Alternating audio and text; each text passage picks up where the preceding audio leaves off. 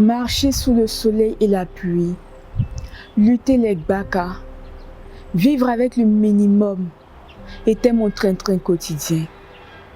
Imaginez-vous un seul instant qu'à une semaine d'une compétition nationale pour laquelle vous êtes finaliste, il ne vous reste que 1000 francs pour terminer votre mois. Et pendant que vous vous rendez sur votre lieu de stage, l'apprenti gbaka fuit avec votre monnaie de 300 francs. Ensuite, le warren que vous prenez tombe en panne sur la route et pour couronner le tout, il se met à pleuvoir et la pluie vous mouille pendant que vous cherchez un autre warren pour arriver à l'heure au travail. Si vous vous croyez dans un film d'horreur, détrompez-vous. Vous êtes en plein dans mon histoire. Mais aujourd'hui, tout a changé. Comment en suis-je arrivé là? C'est la raison pour laquelle vous devez m'écouter jusqu'à la fin de cette séquence vidéo.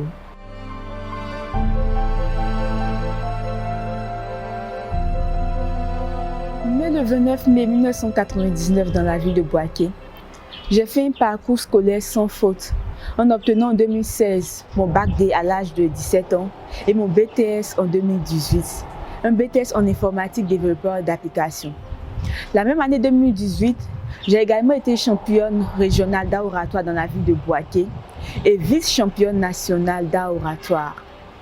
Après l'obtention de mon BTS, par faute de moyens pour m'inscrire en licence, j'ai commencé à chercher des opportunités d'emploi afin d'avoir de l'argent pour économiser dans le but de poursuivre mes études.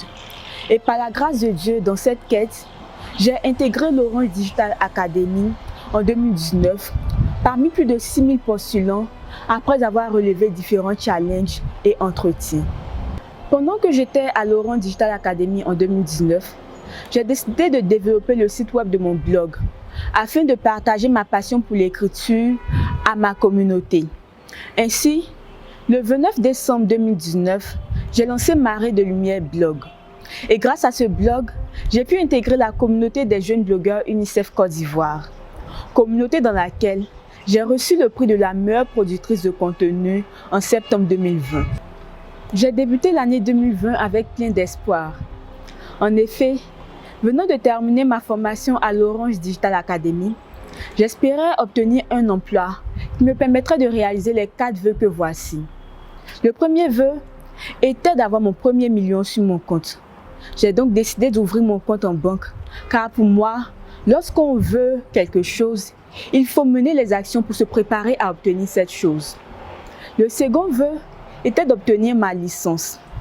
Le troisième était de faire mon permis de conduire. Et le quatrième était d'avoir mon passeport, car je voulais que l'année 2021 soit une année où je ferais beaucoup de voyages. Malheureusement, la COVID-19 est venue briser tous ces espoirs. J'ai perdu une opportunité d'embauche et j'ai dû retourner dans ma ville à Bouaké pour me confiner. Cependant, j'ai continué à mener des actions sur le digital afin de me faire un peu d'argent. Et c'est seulement en septembre 2020, lorsque j'ai obtenu un nouvel emploi, que je suis revenue à Abidjan. Pendant que je travaillais dans cette entreprise, j'ai entendu parler du concours Miss 2.0. Au départ, j'étais hésitante à me lancer en raison du titre Miss. Mais après avoir vu les valeurs que prône cette compétition et les prix que je pourrais gagner en réussissant cette compétition, j'ai décidé de me lancer. En postulant à cette compétition, j'ai demandé à Dieu de ne pas permettre que je sois sélectionnée pour la première étape si je n'étais pas destinée à gagner la finale. Le premier jour de la sélection, je n'ai pas reçu le mail comme les autres candidates. Alors pour moi, Dieu avait écouté ma prière. Cependant, ce jour-là, pendant que je quittais mon lieu de travail pour la maison sous une forte pluie, étant assise dans le gbaka, j'ai décidé d'aller sur la page Facebook pour voir le profil des candidats sélectionnés afin de savoir la raison pour laquelle je n'en faisais pas partie. Et là, à ma grande surprise, j'en faisais partie.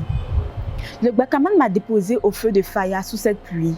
Alors j'ai cherché à m'abriter afin d'envoyer un message à mes contacts pour qu'ils partent me voter également. Victime de railleries sur les réseaux sociaux en raison de mon strabisme dès le lancement de la compétition, j'ai eu une inspiration pour répondre à mes détracteurs, afin de leur faire comprendre que leur moquerie ne me démotive pas, mais au contraire me motive à aller de l'avant et à gagner cette compétition.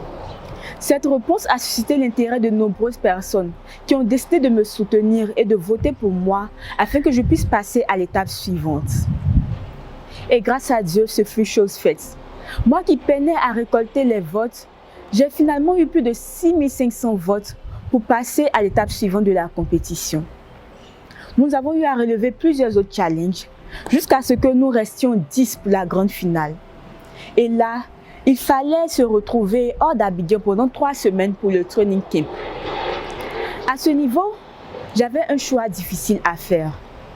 Je venais quelques mois plus tôt d'entamer un nouvel emploi. Et là, il fallait m'absenter 3 semaines. Devrais-je abandonner mon emploi au profit de la compétition ou abandonner la compétition? Un choix difficile, mais ayant pesé le pour et le contre, j'ai décidé de continuer l'aventure Miss 2.0.